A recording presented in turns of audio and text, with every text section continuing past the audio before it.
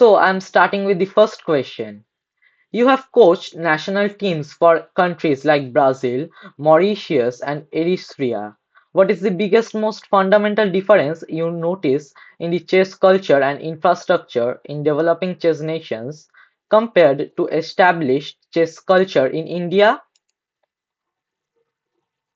So, Adrit, I coached the Brazil chess team in 2022 Olympiad, and I coached the Mauritius and Eritrea team for the 2024 Chess Olympiad.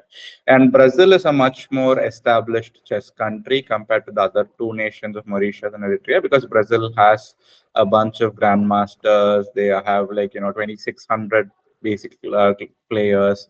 They're not as big as a chess culture as, let's say, India, but they definitely have at least a very solid Olympic team, the rating average of 2,500 plus FIDE and so on.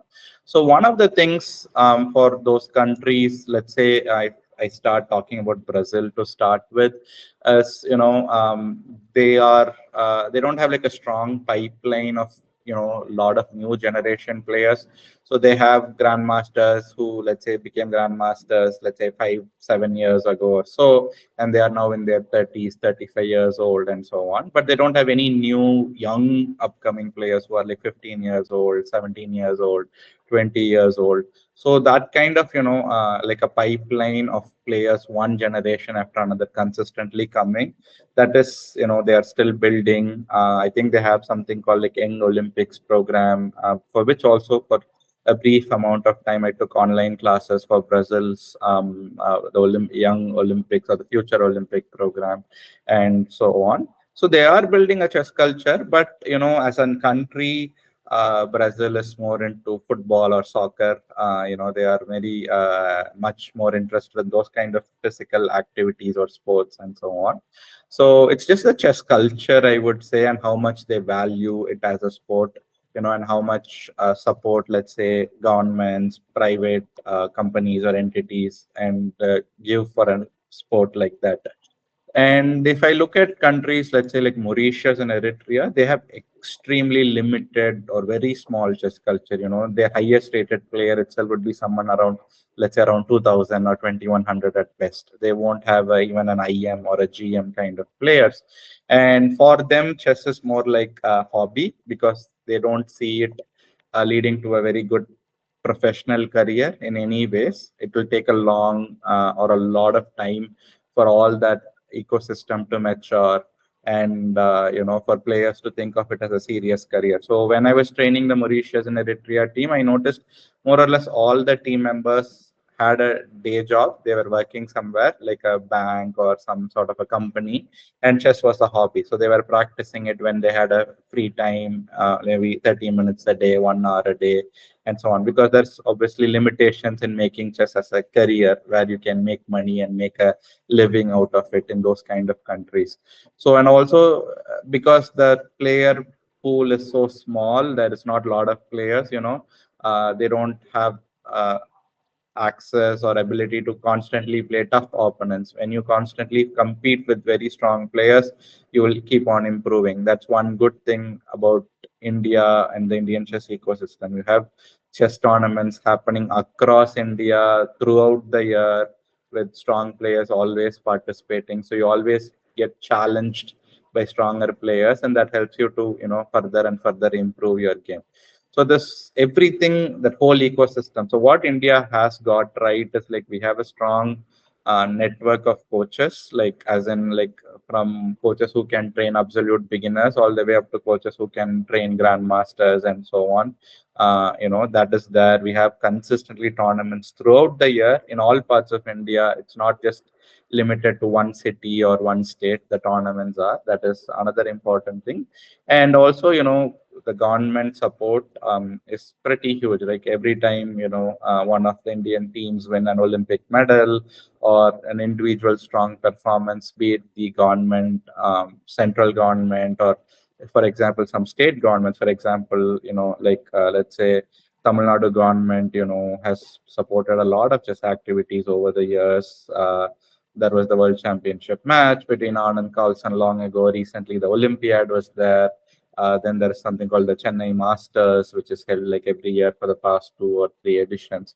So the state government support is also there. So if other countries that want to build a chess ecosystem, they need, I would say, government support, and that players should start to believe, they can take it as a career, not just chess playing, but even let's say chess coaching, or that much of a demand should be there in their country where they live. So this is, I think, the kind of fundamental difference in chess culture and infrastructure, that there needs to be more concentrated effort. India did these kind of efforts, I would say, at least around 20 years ago, like, or 20 to 25 years ago. India started putting the effort for this, and now we are seeing the rewards or benefits of the effort that was put. And so these countries, if they start putting the effort now, and they are to some extent doing the effort, they will see that effort maybe come into results in 5 to 10 years time. They'll start to see the results. Yeah. Yeah, thank you for your answer. So we are moving to the next question. So India is producing young GMs at an unprecedented rate. From your perspective, what specific role do the former generation of GMs and trainers play in this current golden era beyond just coaching the top talents? So the thing is, it I think is mainly is about perspective. So one, the players have more access to coaches, but that is not, that is one major aspect, actually, a difference between earlier. Because let's say about 10 to 15 years ago, if you look at it, most Indian players who aspire to become grandmasters would generally train with some European coach or a Russian coach, at least some point in their career. But now there are players who have become grandmasters purely working with Indian coaches, or like online resources and so on, without help of Russian or European trainers and so on. So training is one area where the Indian grandmasters are itself are able to show to the next generation what they need to do to become a grandmaster.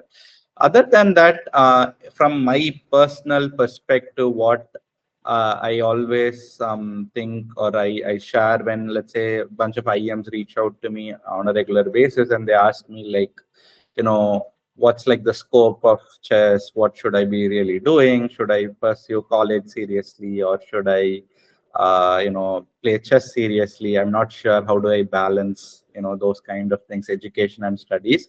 From my personal perspective, I always tell whoever reaches out to me, never ever abandon studies. Like, you have to balance studies as well as chess, because I strongly believe that, chess playing career is getting shorter with every generation. Like, because uh, a top chess player, maybe by the age of 25 or so, they are starting to decline. Earlier, you could be a top chess player even when you're 30, 35 or so, but you get the next generation of players when, and if you are a player at the age of 25 itself, you're slowly starting to go out of the top rankings in the world. So what will you do for the rest of your life if, if you start your chess decline from the top at 25 or so? And that is where, if you have an, let's say, a solid educational background, it will broaden your interest. You might be able to do a lot of other things after you kind of, like, don't not be an elite chess player anymore, and so on. So I always advise the players who have that kind of a career dilemma. I tell them what it means to balance chess and education, and how there are grandmasters who have, like, 2700 rating, and have also have very solid educational degrees. They have managed to do very good educational degrees, and how chess, there are a lot more things other than chess as well for a chess player. And how they should build those skill sets, how those life skills are important, and so on. So this is something, for young chess players, especially, it's important, because becoming a grandmaster, we see grandmasters generally these days around the age of 14, 15, 16. And with so many players coming from India itself who are becoming grandmasters, the competition becomes intense. So even if you become a grandmaster, generally it is not enough these days. You need to become like a 2600 player, then 2650 rated player, So if you are a grandmaster 2500 rating, it might not mean much these days because of the competition. So that is, I think, very important, valuable thing I always mention from my personal experience, because I did my college and at the same time I balanced and got a grandmaster degree. So I did my undergraduate and master's degree in the US with sports scholarship, and so I tell the players who reach out from my experience how I managed both at the same time and how I became an IM to GM and at the same time being a full-time college student and so on, and how I look at chess and a life that's outside of chess and so on. So these kind of different perspectives are slowly starting to emerge. Earlier, if you look at it, all the grandmaster story would be fairly similar. They worked extremely hard on chess. They only focused on chess. They gave everything that they could do to get better at chess. They became a grandmaster and then they kept playing chess or did something related to chess. But now you are seeing slightly different stories. Like as I said, my story is that there are few more grandmasters who have done similar, balanced education and chess. And then we also see examples globally of players who get to even ratings like 2700 or so, and then they think, oh, chess is not that interesting for me anymore. I want to do something else outside of chess. So these are the things I would say is like uh, the the older generation of grandmasters can share to the newer generation of how they should not limit their life or perspective to only chess and actually keep it broader. Yeah. Yeah, so we are moving to the next question. As a FIDE trainer, you are focused on global chess development. What is the one policy change you would implement at the local or national federation level that you believe would have the greatest impact on producing more strong players? So the question, I think, is even though you say it's more strong players, I think the fundamental question would be to bring more chess players into the game than strong players, because strong players or players who are very ambitious is a very small portion of the whole chess ecosystem. A lot of chess players are more of hobby players, amateur players. They play on their phone but they never really play on tournaments or something of that kind of thing. But if we talk from an ambitious, like generating strong players, one of the things is uh, the coaches still, I would say, need more direction, especially the coaches in the grassroots level, the coaches who are in, let's say, working with the young players or absolute beginners. The reason I say so is because many trainers are still,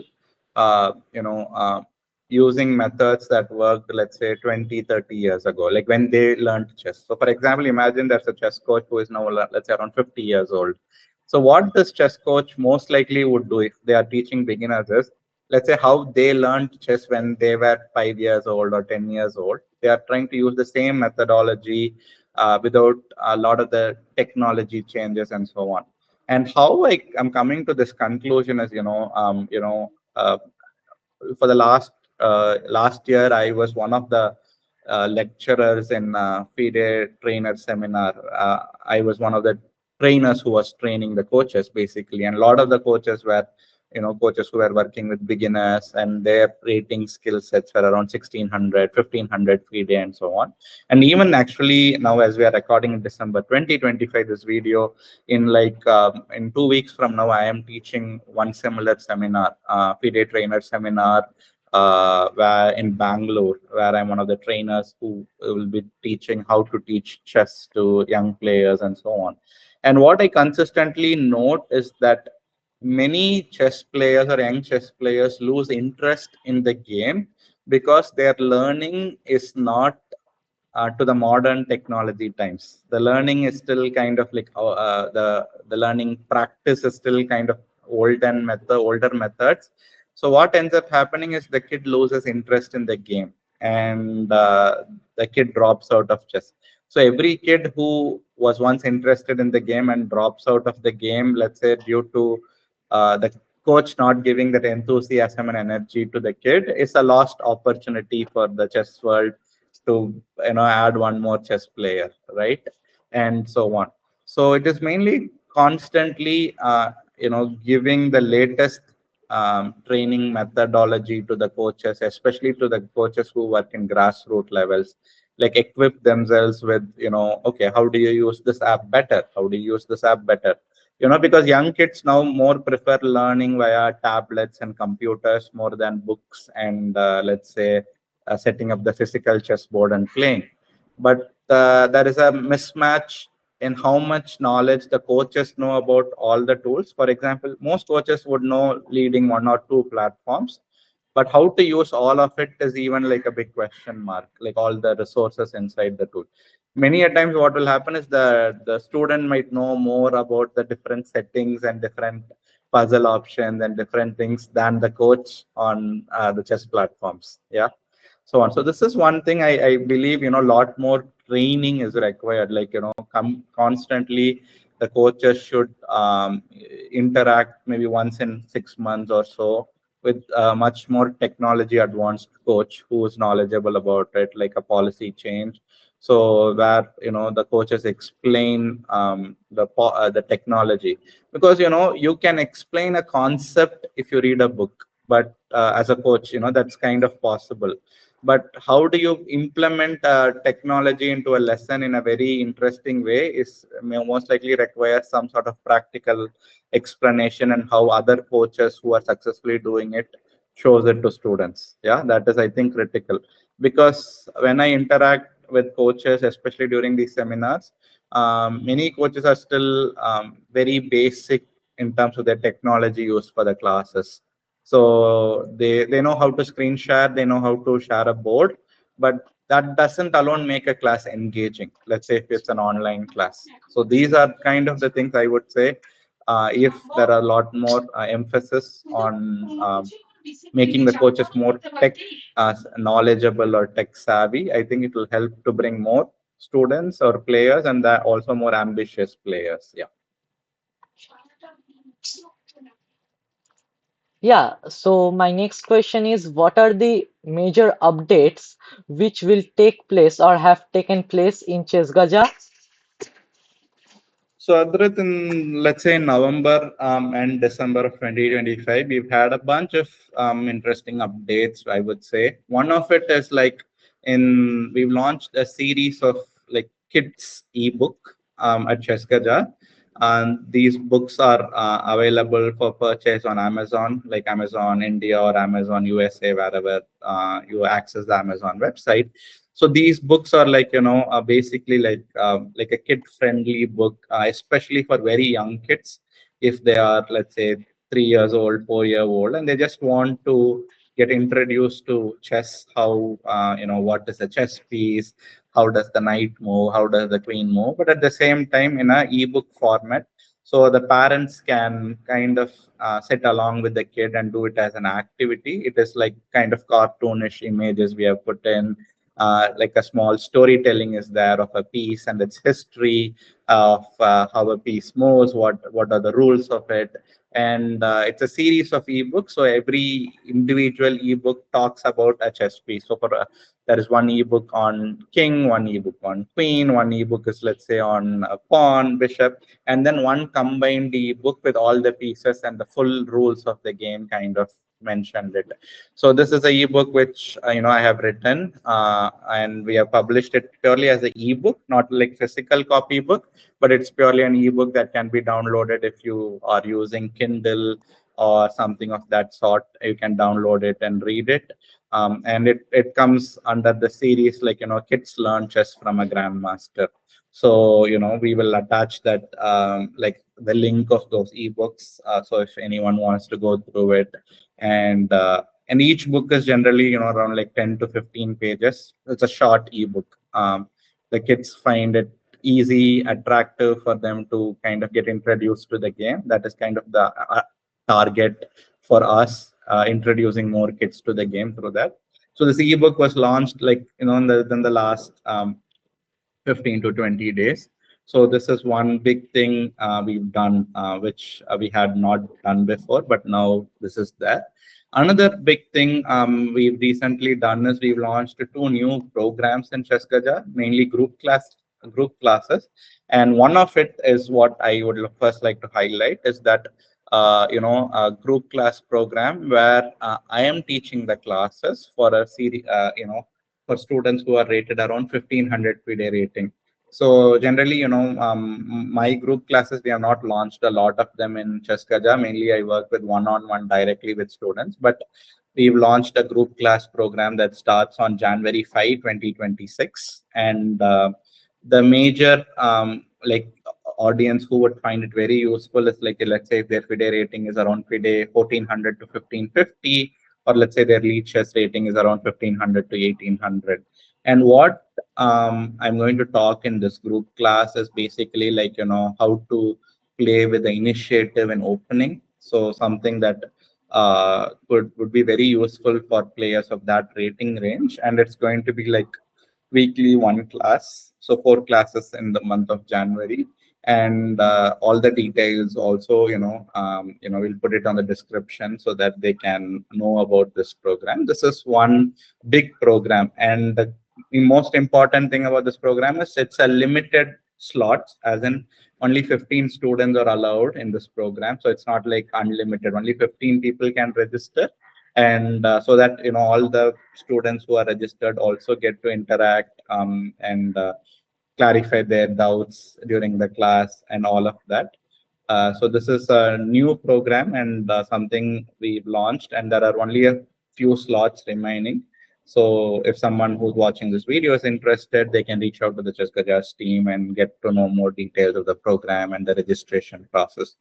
The other one that we've launched is also a group class program. This program is mainly for absolute beginners. Especially we get quite a bit of interest for classes from students who are in Europe, or let's say in like Middle East, somewhere near Dubai or Abu Dhabi. And at Cheskaja, we have group classes, but the timing is generally not much suited for these two countries students because of the time difference.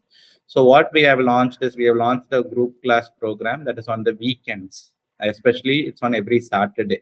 So if they live in let's say India, this program would be around 3 to 4 p.m. But if they live, let's say, somewhere in Middle East, the class will be most likely around 1:30 p.m. in the noon, and so on. So it's very easy for them to attend on a weekend when they won't have any school or so, and they can take beginner classes. So this is a program also. We've launched it, and so these are two new programs we have launched in recently at Cheskaja along with that ebook. So these are the major updates I would say. We are coming up with some more updates, but I think we'll let know once we have them live on our website and once it's implemented other students. But this three I mentioned is already live, so people can go check it out on our website or on the Amazon link if they want to, gift that book to their friends and family. So if you have, let's say, a friend who has a very young kid and you want to gift them something for the new year or something, this ebook could be a very good gift, as it just introduces the kid to chess, and then it's up to the based on the kid's interest, they proceed on the kid's further chess journey, kind of. Yeah, so okay, I'm moving to the next question. So that every generation has its dominant opening.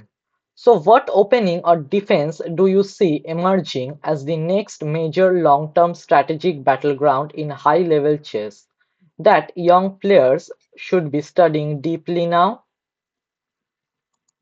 So openings, are also strongly connected with the time control of the, which time control gets popular. And we all clearly know most tournaments are getting faster in terms of time control. So we are seeing more rapid, more blitz tournaments, and even in classical tournaments, we have a new time control called fast classical. So basically, in this, the games are not going to be like 90 minutes with 30 seconds increment like before. I think it is going to be something like 45 minutes plus 30 seconds increment, and that is going to be counted as classical, if I'm not wrong. So generally, when the time control gets faster and faster, people would avoid playing long theoretical lines. The what will end up happening is they will play a lot of sidelines with lot of tactical traps and lot of pitfalls in the variation, so that they'll hope to catch the opponent in some sort of tactics which is unexpected kind of it. And what player opening repertoire will generally become is they will know a lot of sidelines, and they will use, let's say, one sideline for one tournament, and the next tournament they'll use a different sideline. So they'll have like 5 6 different lines like this. So for it's kind of like opening repertoire would be more of like one time use, and then they will not use it next tournament. They'll come back to it maybe a few months later. So to keep their opening repertoire unpredictable that way. If you look at previous generation or older generation, they will generally have one main line, and then they'll have maybe one another line, but that line would be mainly played against lower rated players, a slightly more riskier line. But now what is going to happen or is happening is we see a lot of unexplored variations. Or for example, I remember in the World Cup, Aronian in one of the games he played like e4, e5, knight c3, knight f6, and if I'm not wrong, he played like a3 or something in one of the games. So you're going for these unexplored lines. These lines might not guarantee you any advantage as white, but they just take your opponent out of familiar positions. So your opponent has to start thinking right from the opening to figure out what is going on. So even if there's no advantage, that unfamiliarity of the opening itself is going to confuse the opponent, and the opponent will end up making some mistakes.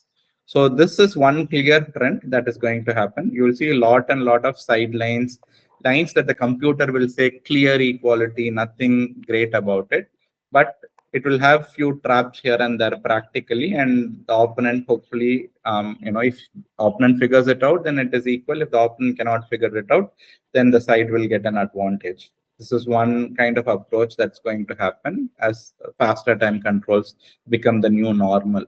Another thing that we are starting to see for the past, I would say, 1 or 2 years or so is lot more of pushing G4 or H4 or the G5 H5 kind of pawns.